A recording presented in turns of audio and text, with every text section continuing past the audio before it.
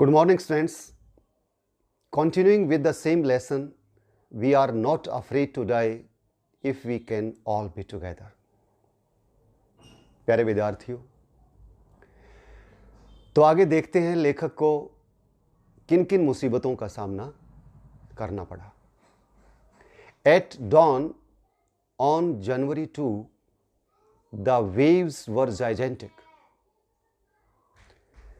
At dawn on January 2, 2 जनवरी को जैसे ही सूर्य उदय हुआ, द वेव्स वर जाइजेंटिक, समुद्री लहरें जो हैं वो विशालकाय होने लगी थी. जाइजेंटिक का मतलब होता है ह्यूज, विशालकाय, बड़ी बड़ी लहरें उठने लगी थी. We were sailing with only a small storm jib and were still making 8 knots. तो लेखक बता रहा है हमें, वी वर सेलिंग विद, हम अपनी इस समुद्री जहाज को, इस छोटी सी नाव को चला रहे थे, with only a small storm जिब, एक छोटी सी तूफानी पाल के सहारे. ये जिब क्या होती है प्यारे बच्चों? कल एक शब्द आया था, मैंने आपको बताया था, MAST, मास्ट, जो कि एक बड़ा लंबा सा पोल होता है, डंडा होता है, जिसे मस्तूल कहा जाता है.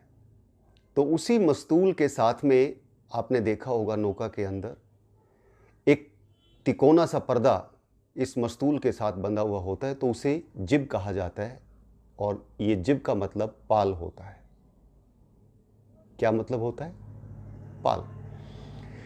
तो एक हल्की सी छोटी सी तूफानी पाल जो है वो हमने बांध रखी थी मस्तूल के साथ में.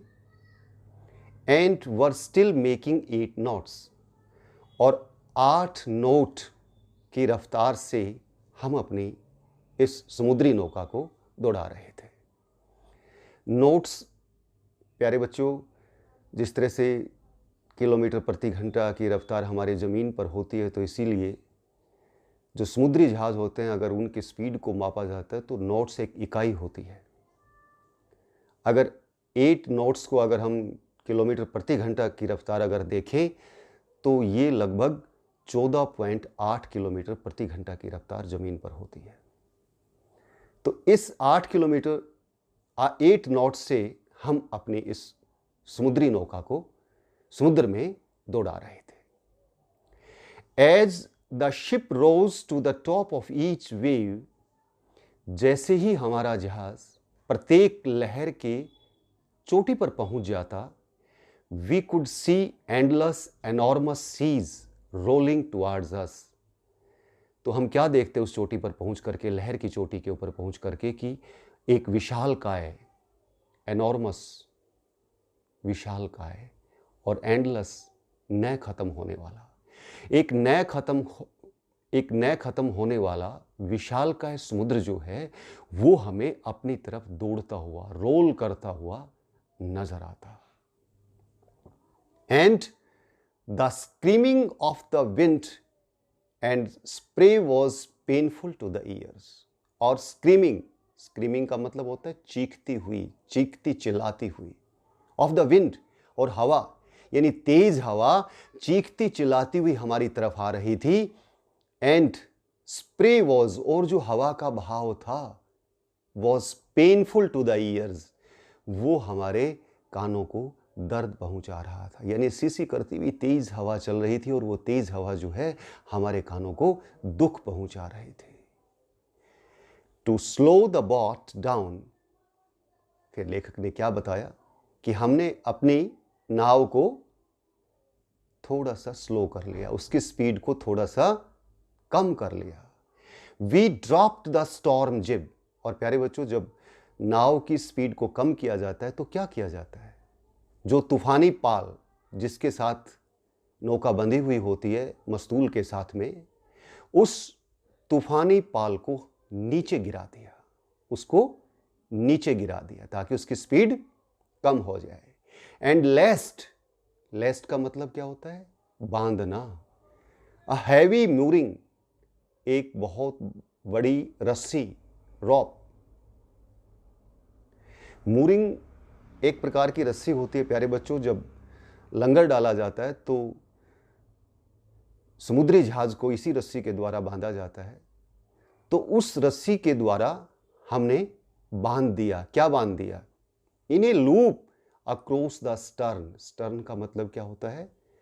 जो समुद्री जहाज होता है उसका जो पीछे वाला भाग होता है उसे स्टर्न कहा जाता है।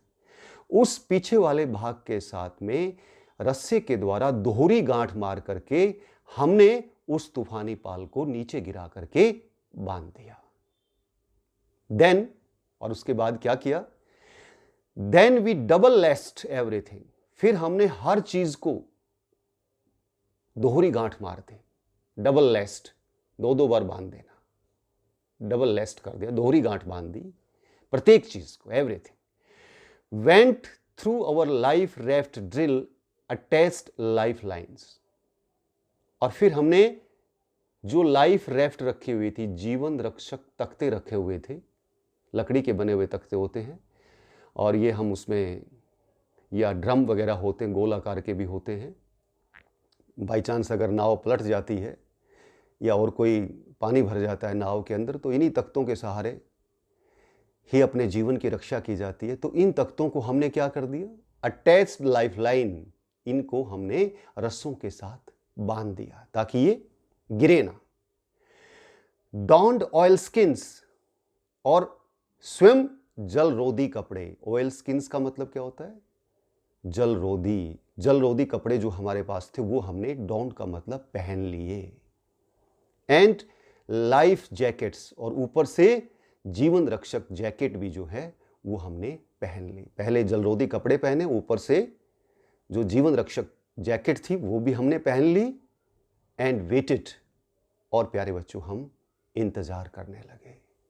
यानी उसके बाद आगे जो आएगा, इम्पेंडिंग डिजास्टर, जो डिजास्टर आने वाला है, आगे जो खतरा आने वाला है, उसका हम इंतजार करने लगे। The first indication of impending disaster came at about 6 p.m. with an ominous silence. The first indication, प्रथम सूचना, of impending disaster, आने वाले खतरे की। अब डिजास्टर आने जा रहा है। डिजास्टर का मतलब क्या होता है प्यारे बच्चों? खतरा होता है। इम्पेंडिंग, जो आने वाला है, जो आने वाला जो डिजास्टर है, जो खतरा है, उसकी सूचना। इंडिकेशन का मतलब क्या होता है? सूचना। Came at about 6 p.m. वो शाम के 6 बजे आई। यानी आने वाले खतरे की सूचना जो है वो शाम के 6 बजे आई। With an ominous silence. Ominous, ominous का मतलब होता है अशुभ, और साइलेंस सन्नाटा, यानी अशुभ सन्नाटे के साथ में, यानी मौत जैसा सन्नाटा आप जिसे कह सकते हैं। ओमिनियस, ओमिनस जो साइलेंस होता है वो मौत की तरह का सन्नाटा होता है। यानी आने वाले खतरे की जो सूचना है वो ठीक शाम के 6 बजे आई, एक मृत्यु जैसे सन्नाटे के साथ। द विंड ड्रॉप्ड, हवा रुक गई। And the sky immediately grew dark, और आसमान जो है वो तुरंत काला हो गया, गहरा काला हो गया। Then came a growing roar, तब दहाड़ती हुई। क्या दहाड़ती हुई? एंड एन एनॉर्मस क्लाउड, एक बहुत बड़ा बादल, ऐसे लगा जैसे बहुत बड़ा बादल हो। टॉवर्ड एफ्ट ऑफ द शिप, जहाज के पीछे से टॉवर्ड आता हुआ दिखाई दिया। मंजिलों ऊंचा, मंजिलों ऊंचा एक काला बादल दहाड़ता हुआ जहाज के पीछे से आता हुआ दिखाई दिया।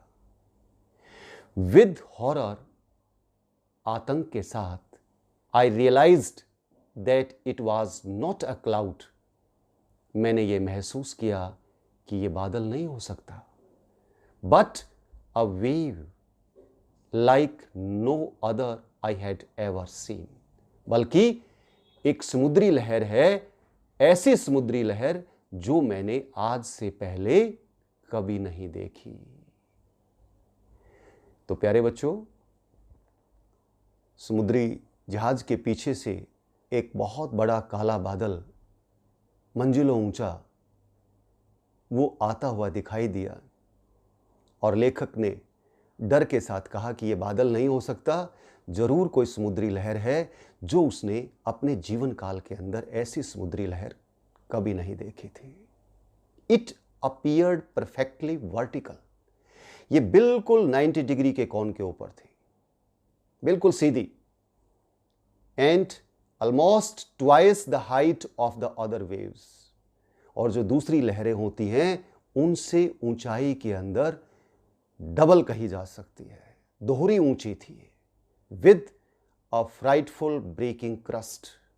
ब्रेकिंग क्रस्ट क्या होती है प्यारे बच्चों?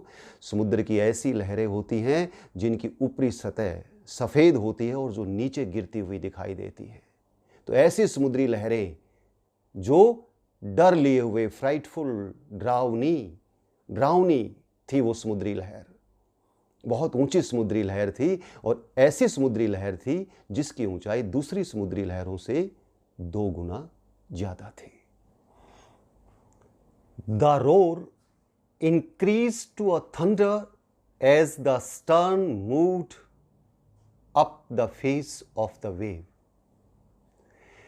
प्यारे बच्चों, the roar increased, अब जो लहर की जो गरज थी, to a thunder, अब वो एक गड़गड़ाहट के अंदर बदल चुकी थी। अब गरज वो गरज नहीं रही, वो गड़गड़ाहट के अंदर बदल गई। As the stern moved up the face of the wave, अब चूंकि पानी की ये बहुत बड़ी लहर वो पीछे की तरफ से आ रही थी, तो जहाज का जो पिछला हिस्सा था वो उस लहर के ऊपर सवार हो गया। And for a moment I thought, और मैंने क्षण भर के लिए सोचा, we might ride over it, कि हम इस लहर के ऊपर सवार हो गए हैं। बट देन, लेकिन तभी, अ ट्रिमेंडस एक्सप्लोजन, एक बहुत ही भयानक, ट्रिमेंडस भयानक, एक्सप्लोजन धमाका, शुक द डेक। डेक क्या होता है प्यारे बच्चों? जो समुद्री जहाज होता है उसका जो ऊपर का हिस्सा होता है, जो फ्लोर जिसे कहा जाता है, फर्श हम जिसे कहते हैं, तभी वहां पर उस डेक के ऊपर, उस फर्श के ऊपर एक बहुत ही भयानक धमाका हुआ। A torrent of green and white water broke over the ship, तभी पानी की एक लहर, टोरेंट, एक तेज लहर, ऑफ ग्रीन एंड वाइट, सफेद और हरे रंग की थी वो, ब्रोक ओवर द शिप, वो तोड़ती हुई समुद्री जहाज के डेक के ऊपर आ गई। माई हेड स्मैश्ड, स्मैश्ड का मतलब होता है टकराना, मेरा सिर जो है वो टकरा गया इनटू द व्हील, जो स्टीयरिंग व्हील होता है जहां पर लेखक बैठा हुआ था, अपने समुद्री जहाज को दिशा दे रहा था, तो उसी स्टीयरिंग व्हील से लेखक का सिर टकरा गया। And I was aware of flying overboard, और मुझे ऐसे लग रहा था जैसे मैं डेक के ऊपर तैर रहा हूं, उड़ रहा हूं। एंड सिंकिंग, सिंकिंग मीन्स डूबना, and sinking below the waves, और ऐसे लग रहा था जैसे मैं लहर के नीचे डूबता जा रहा हूं। I accepted my approaching death, मैंने अपनी आने वाली मृत्यु को स्वीकार कर लिया था।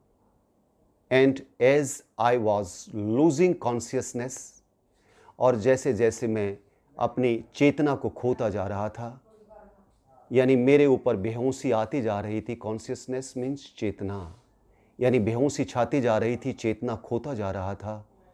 आई फेल्ट क्वाइट पीसफुल, तो मुझे ऐसे लग रहा था जैसे चारों तरफ असीम शांति है। प्यारे बच्चों, जब मृत्यु का आगाज होता है तो मृत्यु जो है वो आदमी को अपने आगोश में ले लेती है और उसके बाद एक असीम शांति का अनुभव होता है। ऐसे लगता है जैसे सारी चिंताएं, सारी समस्याएं जो हैं वो समाप्त होती जा रही हैं और धीरे धीरे आदमी अपने आप को उनसे मुक्त करता हुआ प्रतीत होता है। Unexpectedly, my head popped out of the water. प्यारे बच्चों, अनएक्सपेक्टेडली, अप्रत्याशित रूप से, अनएक्सपेक्टेडली का मतलब होता है अप्रत्याशित रूप से, यानी जिसके ऊपर विश्वास ही ना किया जा सके, यानी लेखक को विश्वास नहीं हो रहा था। My head popped out, popped out का मतलब होता है बाहर निकलना, ऑफ द वाटर, पानी से, यानी अप्रत्याशित रूप से मेरा सिर जो है वो पानी से बाहर निकला। अ फ्यू मीटर्स अवे, कुछ मीटर की दूरी के ऊपर, wave walker was near capsizing, capsizing का मतलब होता है डूबना। मैंने बोट को डूबते हुए नजदीक देखा। बोट जो है, अब जैसे ही लेखक का सिर जो है वो पानी से बाहर निकला तो उसने अपनी बोट को संभाला, तो उसने देखा कि बोट जो है वो कुछ ही मीटर की दूरी के ऊपर डूब रही थी। हर मस्ट ऑलमोस्ट हॉरिजेंटल, और उसका जो मस्तूल होता है, वो लंबा सा जो पोल होता है, वो बिल्कुल पानी के समानांतर हो गया था। वैसे तो वो 90 डिग्री पे होता है, लंबवत होता है, लेकिन अब वो हॉरिजेंटल हो गया था, समानांतर हो गया था, यानी बोट जो है वो पूर्ण रूप से पलट चुकी थी। Then a wave hurled her upright, तभी एक और समुद्री लहर आई, हर्ल्ड हर अपराइट, और उसने घुमा करके बोट को सीधा कर दिया। My life line jerked taught, मेरी जीवन रक्षक जो रस्सियां थी वो अब भी बोट के साथ बंधी हुई थी। आई ग्रैब्ड द गार्ड रेल्स, अब सुरक्षा से संबंधित जो रेलिंग लगी हुई होती है बोट के ऊपर, गार्ड मीन्स सुरक्षा से संबंधित रेलिंग जो लगी हुई होती, ग्रैब्ड मीन्स पकड़ना, मैंने सुरक्षा से संबंधित उन रेलिंग्स को पकड़ा, and sailed through the air into wave walkers main boom, और हवा के अंदर से होता हुआ मैं वेव वॉकर के जो मुख्य बूम था उसके अंदर प्रवेश कर गया। बूम क्या होता है प्यारे बच्चों? बूम जो होता है वो जो हमारी नौका की जो पाल होती है उसका जो निचला हिस्सा होता है उसको फैलाने के लिए एक लाठी का प्रयोग किया जाता है, उस एरिया को कहा जाता है बूम। तो जो वेव वॉकर का जो मुख्य बूम था वहां पर मैं उन सुरक्षित रेलिंग के सहारे पकड़ते हुए मैंने वहां पर प्रवेश कर लिया, यानी लेखक फिर से अपनी वेव वॉकर के अंदर पहुंच गया।